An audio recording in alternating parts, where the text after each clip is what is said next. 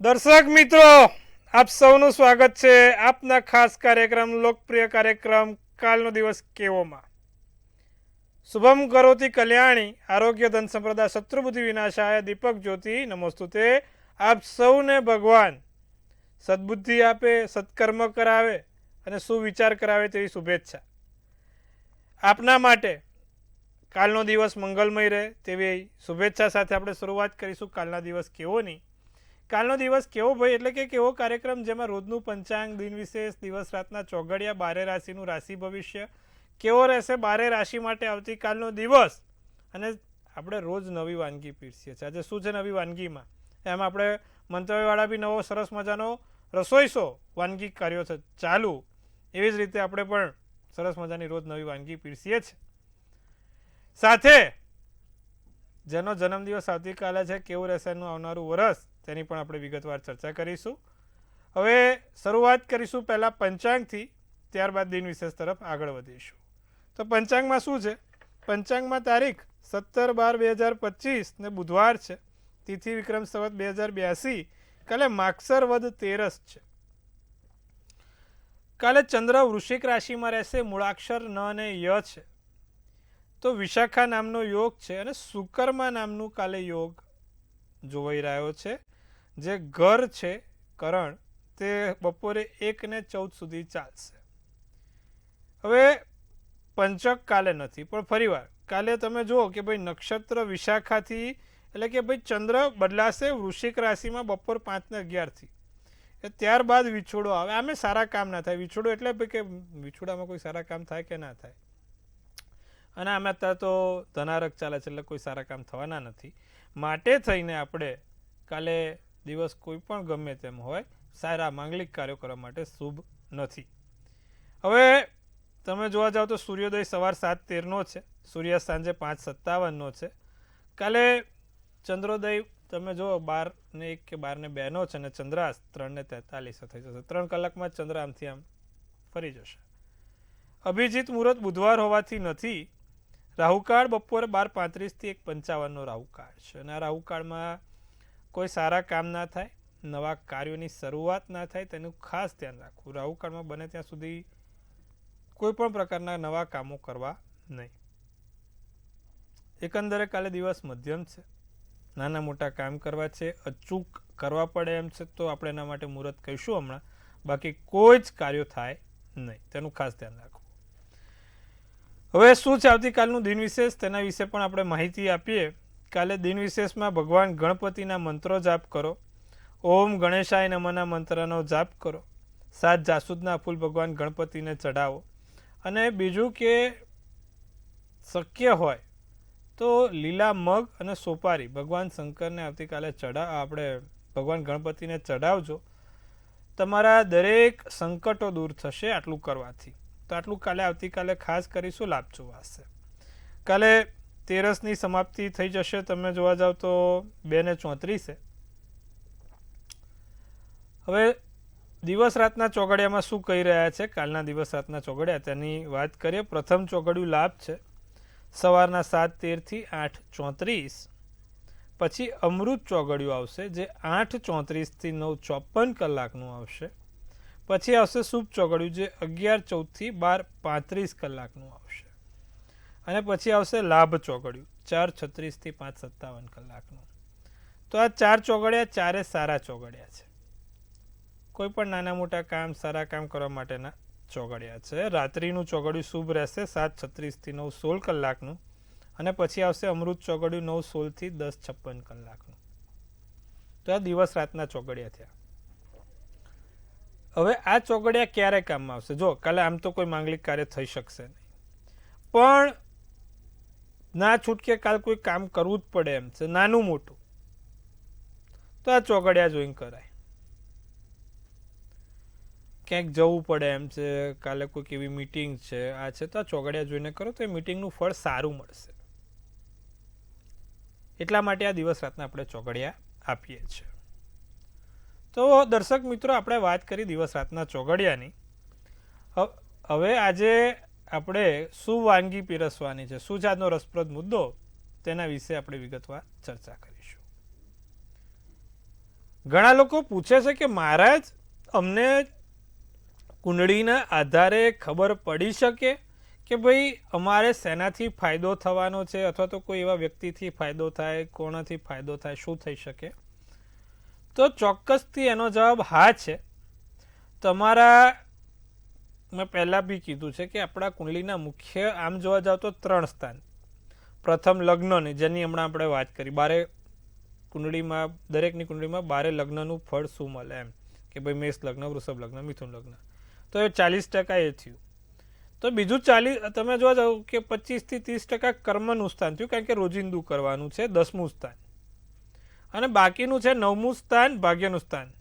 એ આપણે 25% આપીશું એને, કારણ કે અત્યાર સુધીનો મારો પોતાનો મંતવ્ય એ છે કે ભાઈ મેં એવા લોકો જોયા છે કે જે બહુ મહેનત કરે છે પણ નસીબથી કાચા છે, કામ થતા નથી. અને મેં એવા બી જોયા છે કે નસીબના આધારે બેઠા છે, તક આવે છે તો લેતા નથી. એટલે આ બંનેને પેરેલલ ચાલવું પડે, સિક્કાની 2 બાજુની જેમ ચાલવું પડે. માત્ર નસીબ પર પણ ના રહેવાય અને માત્ર મહેનત પર પણ ના રહેવાય, બંનેને સાથે રાખીને. એટલે કે એ 9મું સ્થાન છે, ભાગ્યનું સ્થાન. તો જ્યારે કુંડલીમાં 3 સ્થાન મુખ્યત્વે કારક કહેતા હોય છે, અને મેઇન આપણે કહેવાય છે કે ભાઈ ઇનિશિયેટિવ લેવાના હોય છે, એનાથી સૌથી વધારે ઇમ્પેક્ટ પડતી હોય છે મનુષ્યના જીવન ઉપર. અને આજે બીજી એક વાત કહું કે જે લોકો એવું વિચારે છે કે ભાઈ આ ગ્રહોની અસર કે એમની ગ્રહોની અસર શું, તો એના માટે એક સાદું અને સિમ્પલ ઉદાહરણ છે. આપણો પૃથ્વીનો ગોળો, જ્યાં પૃથ્વી છે આપણી, એ આખી એક લો ચુંબક છે. એટલા માટે જ એની મેગ્નેટિક ફિલ્ડ્સ છે. સાઉથથી નોર્થ, નોર્થથી સાઉથ જાય છે, પશ્ચિમથી પૂર્વ બાજુ આપણો ગોળો ફરે છે. તો આજે કોઈ લો ચુંબક છે, એ લો ચુંબકના થોડાક બી રજકણો તમે દૂર હશે ને, થોડા એના અંતરોમાં, તો પણ એ સીધા એને ચોંટી જશે. એવી જ રીતે પૃથ્વીની આજુબાજુના જે ગ્રહો છે આપણા સૌરમંડળના, એ ગ્રહોના વેવ્સ પર સીધી અસર પડે છે. સાદું અને સીધું, અને દરેકના મગજ ઉપર ઉતરે એવું આપણે ઉદાહરણ કહી દીધું.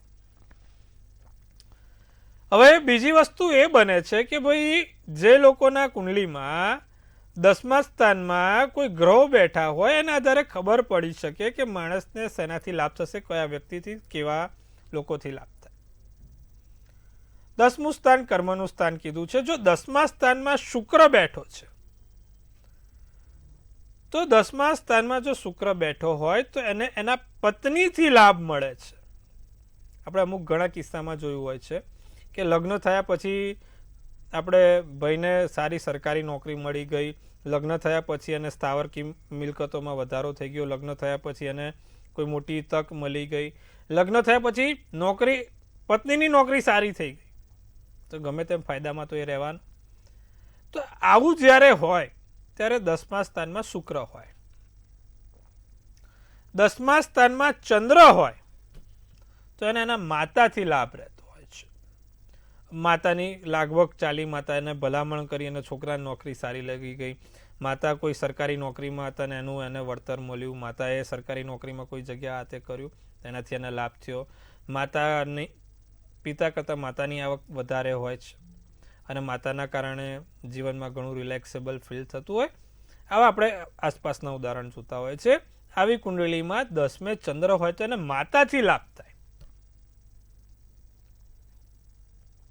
હવે 10મે સૂર્ય છે, તો બીપીએલ નામનું જે પેલી વ્યાખ્યા છે એકદમ લાગુ પડે. બાપના પૈસે લીલા લહેર કરતો હોય છોકરો. જો 10મે સૂર્ય સારો બેઠો હોય એટલે પિતા અઢળક સંપત્તિ, સારું એવું એનું બધું કરીને ગયા હોય, દરેક ગોઠવણ કરી લીધી હોય, દરેક પ્રકારના એને કહેવાય ને રાજગાદીએ બેસવાનું હોય ખાલી એને, બાકી બધું એનું કામ થઈ ગયું હોય. પિતા બધું જ એનું સરસ મજાનું ગોઠવીને જાય અથવા તો કરીને જાય કે ભાઈ એને ક્યાંય તકલીફ ના પડે, એનું સરસ મજાનું બધું ચક્ર ચાલતું રહે.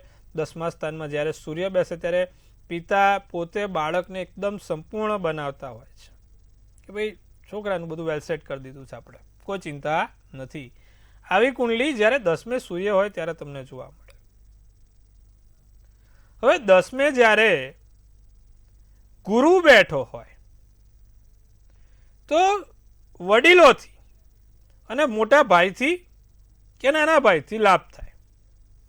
કુંડલીમાં 10મે ગુરુ હોય તો તમે અમુક વખત જો કોઈ ભાઈ વડીલે ભલામણ કરી દીધી નોકરી માટે કે આના માટે ગમે તે માટે, કોઈક વડીલની કહેવાથી કોઈક એની જગ્યાએ સારું થઈ ગયું, નાના ભાઈથી લાભ થઈ ગયો, મોટા ભાઈથી કહેવાય છે મોટા ભાઈ બધું સરસ મજાનું કર્યું, નાના ભાઈને ત્યાં બેસવાનું રહ્યું, સેટઅપ બધું મોટા ભાઈએ કર્યું, નાનો ભાઈ ચલાવતો હતો, નાના ભાઈએ સેટઅપ કર્યું, મોટો ભાઈ ચલાવતો. આવા આપણે ઉદાહરણ પણ જોઈએ છે. 10મે મંગળ હોય તો આ વસ્તુ થાય. 10મે બુધ હોય, 10મા સ્થાનમાં બુધ હોય તો મિત્રો વડે એને લાભ થાય.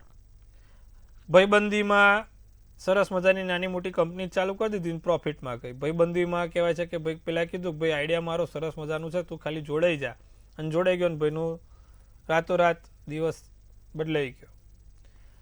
ટૂંકમાં ભાઈબંધોની સાથમાં 2 ભાઈબંધો સરકારી પરીક્ષા, મારી પાસે તો ઘણા મુદ્દા છે, રસપ્રદ ઘણા કિસ્સા છે. હમણાંનો જ કિસ્સો બહુ મોટો જોરદાર કિસ્સો છે તો કે ભાઈ 2 ભાઈબંધો હતા.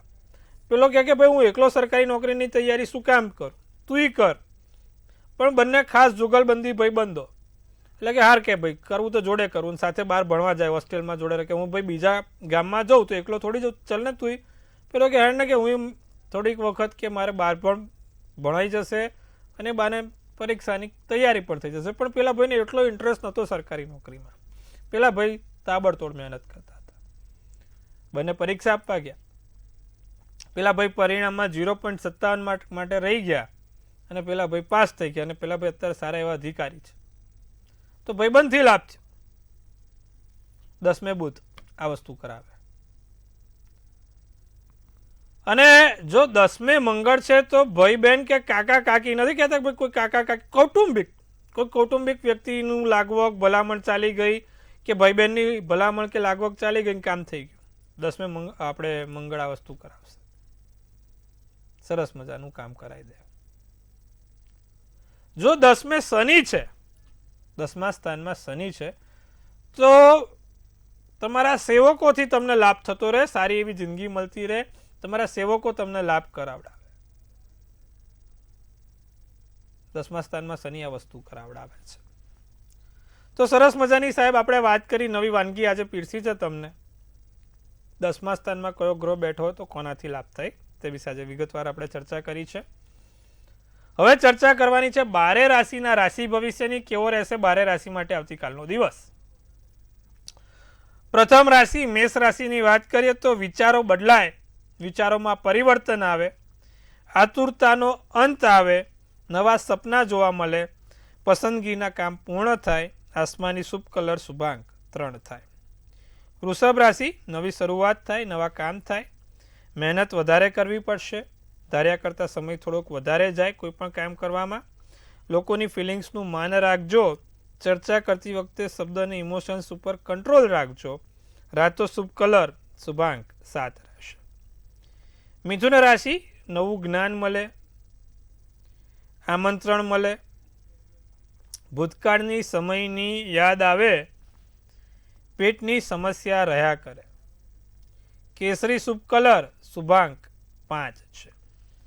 તો આ વાત કરી મેષથી મિથુનની. કર્કથી કન્યા શું કહી રહી છે તેના વિશે વિગતવાર ચર્ચા કરીએ. કર્ક રાશિને ધાર્મિક કામ થાય, ધાર્મિક ક્ષેત્રોમાં સુધારા થાય, ધાર્મિક મનોબળમાં વધારો થાય, કિંમતી વસ્તુનું ધ્યાન રાખવું. ખાસ તમારી કિંમતી વસ્તુઓનું ધ્યાન રાખજો. તમને પોઝિટિવિટી મળે, આસપાસની વસ્તુ રંગીન બનાવે, અનુભવથી શીખવા મળે. સોનેરી શુભ કલર શુભાંક 2 છે.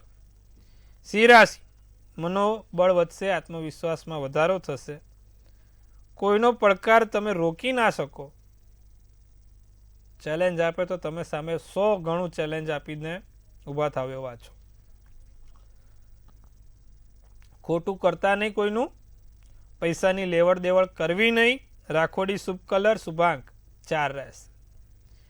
કન્યા રાશિ પરિવાર અને મિત્રો સાથે સમય વિતાવવાનો, અંગત પળો વિતાવવાનો સમય મળશે. માનસિક શાંતિ અને આનંદ મળશે. સ્વાસ્થ્ય સાચવવાનું રહેશે. મગજ ચકડોળે ચડે નહીં તેનું ધ્યાન રાખજો. પોપટી શુભ કલર શુભાંક 2 રહેશે. તો દર્શક મિત્રો, આપણે વાત કરી મેષ રાશિથી કન્યા રાશિની.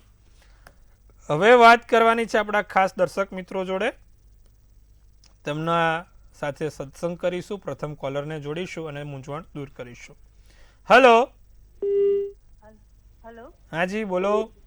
હા, હું સુરતથી બોલું છું. જી, જય શ્રી કૃષ્ણ બેન. જય મહાદેવ. જય શ્રી કૃષ્ણ. જય મહાદેવ. મારે મારી દીકરીના લગ્ન બાબત પૂછવું છે. શું છે એમની જન્મ તારીખ? હા, 17/10/1994. સમય? જન્મસ્થળ સુરત. ને સમય 17:11:50. હવે જે હાજી, હવે જો જે પ્રમાણે બેન કુંડલી બને છે તમારી બેબીની, મીન રાશિનો ચંદ્ર, ધનુ રાશિનું લગ્ન, સોમવારનો દિવસ, ઉત્તર ફાલ્ગુની નક્ષત્ર અને 13ની તિથિએ બેબીનો જન્મ છે. લગ્નનો માલિક, 7મા સ્થાનનો માલિક બુધ, ગુરુ અને રાહુ જોડે બેઠો છે. એટલે છોકરીના વિવાહમાં ઘણો કહેવાય ને કે સંઘર્ષ કરવો પડે.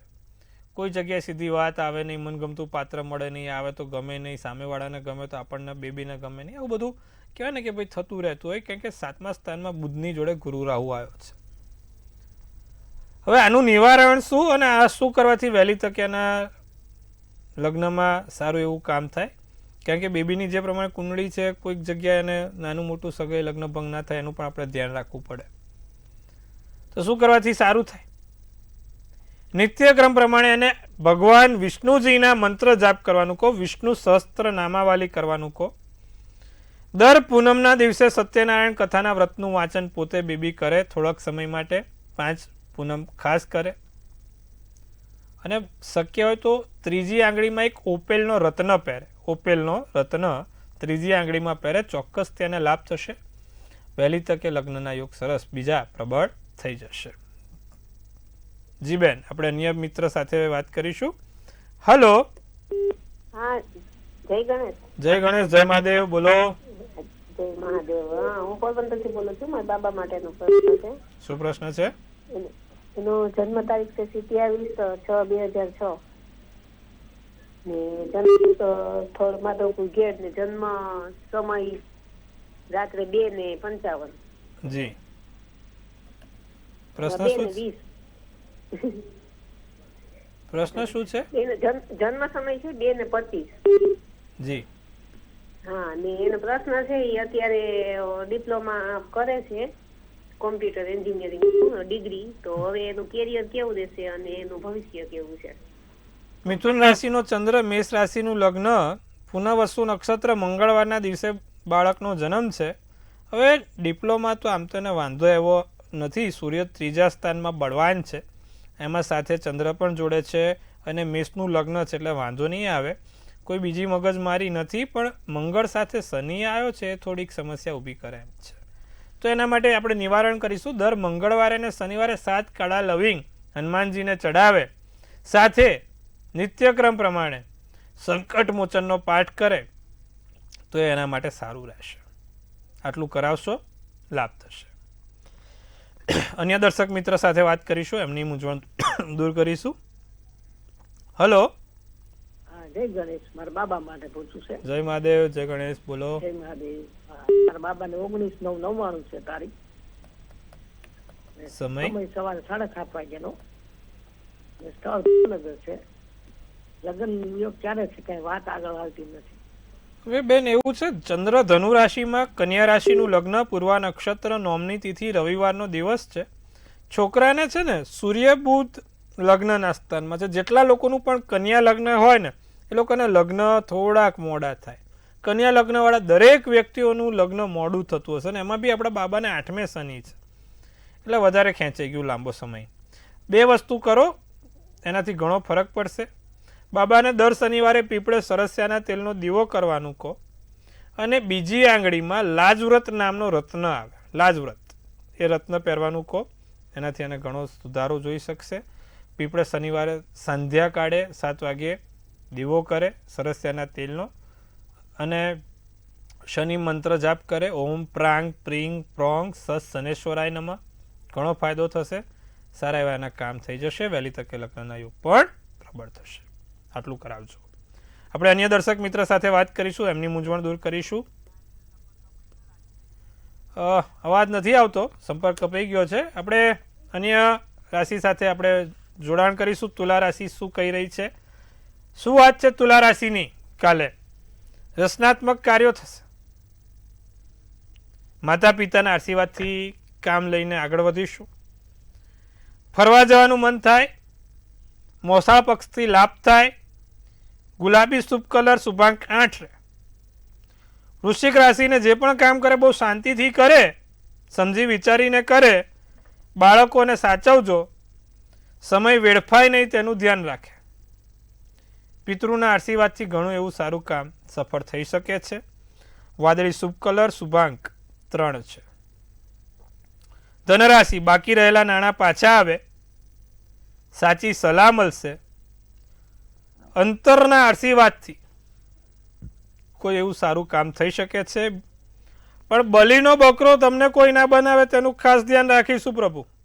ધનરાશિ જાંબલી શુભ કલર શુભાંક 6 રહેશે. મકર રાશિ કાલે શરીરને તંદુરસ્ત રાખો, કસરત કરવાની જરૂર છે. મહત્વની સમસ્યાઓનું સમાધાન થઈ શકે એમ છે.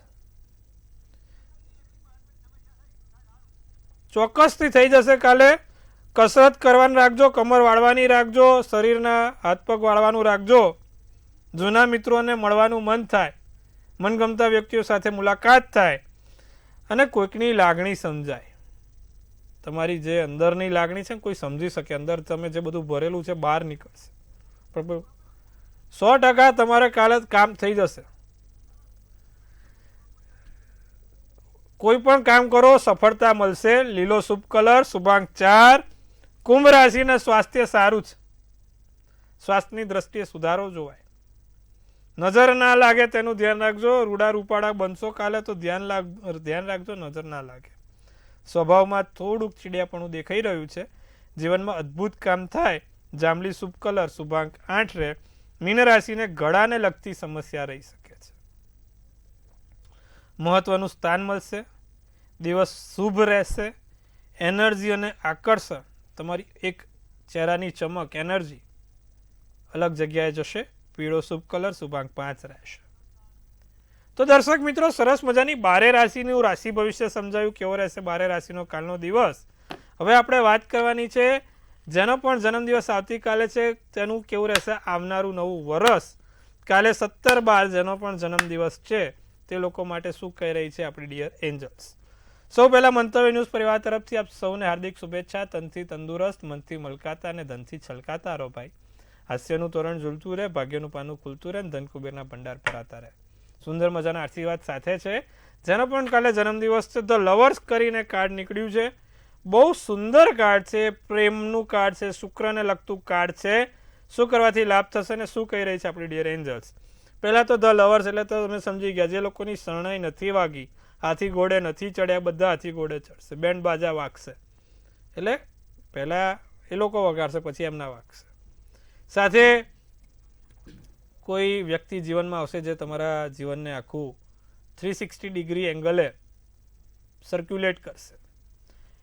નવા વ્યક્તિઓની મુલાકાત સાથે, નવા મિત્રો સાથે, નવા સંબંધો સાથે વરસ ખૂબ સારું જવાનું છે. શું કરવાથી વરસ લાભદાયી થાય? દર શુક્રવારે માં લક્ષ્મીજીને એક કમળ ચડાવવાનું છે સંધ્યાકાળ પછી. આટલું કરજો, વરસ સારું સુંદર જશે અને લાભ થતા રહેશે. તો મિત્રો, સુંદર મજાની આજે આપણે વાત કરી છે, તમારી જોડે સત્સંગ કર્યો છે. ખૂબ સરસ મજાનો સત્સંગ કર્યો. તમારા મનની વાત આપણે કીધી અને જાણી પણ ખરી. એવી જ રીતે આપણી ચેનલ મનની વાત મંતવ્ય રૂપે કરતી રહે છે. જોતા રહો, નિહાળતા રહો. સચોટ અને સટીક સમાચાર એટલે મંતવ્ય ન્યૂઝ. આપણે આવતીકાલે ફરીવાર આ જ સમયે મળીશું. ત્યાં સુધી આપ સૌને મારા હર હર મહાદેવ. જય શ્રી કૃષ્ણ.